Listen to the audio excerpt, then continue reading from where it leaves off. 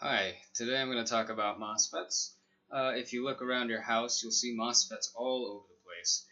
Your phone has billions of MOSFETs in them, even your little wall charger for your phone. Your TVs, your laptops, ovens, microwaves, stoplights all use this MOSFET technology. Which leads me to believe that without the discovery and the invention of the MOSFET, our technology would have stalled, and we wouldn't have the technology that we have today without them. So today I'm going to talk about who discovered them, when they were discovered, how they work, and the different types of MOSFETs.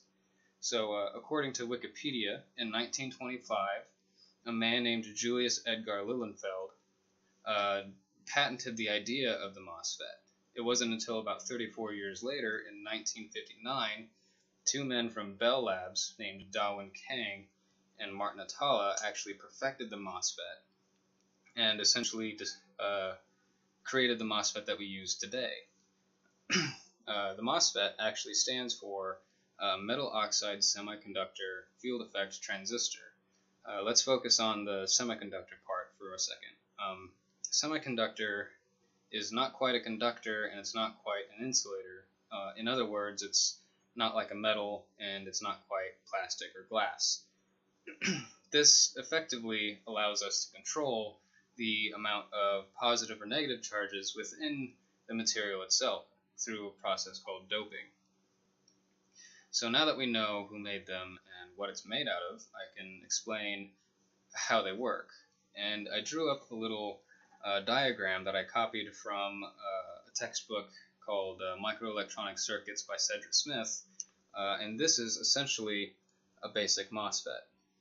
In this case, it's an NMOS type, and it uses a p-type substrate. This big rectangle is a substrate. A p-type has more positive charges than negative charges. There's a layer of oxide, usually called silicon dioxide, and on top of that is a little piece of metal. This part here is called the gate. On either side of it, we have the source and the drain, and underneath these little pieces of metal on either side is a region with lots of electrons.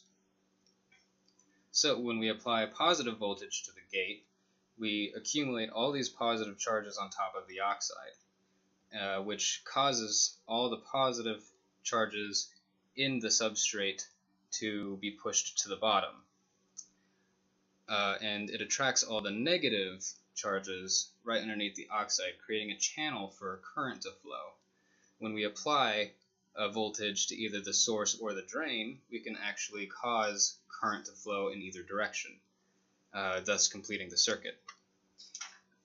So now that we know how MOSFETs work, there are different types of MOSFETs. In this particular example, that was an example of an NMOS, meaning that it has a p-type substrate. But a PMOS has an n-type substrate, meaning that it has more negative charges than positive charges. So when we apply a negative voltage to the gate, it attracts all the positive charges and the current flows in the opposite direction. And subsequently, all the voltages are swapped too from positive to negative. The most common type of MOSFET technology is called the CMOS.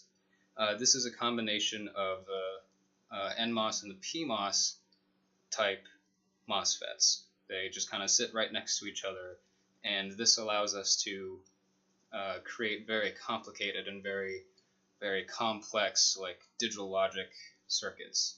Almost every processor in any laptop, any computer, any phone uses some sort of CMOS technology to create the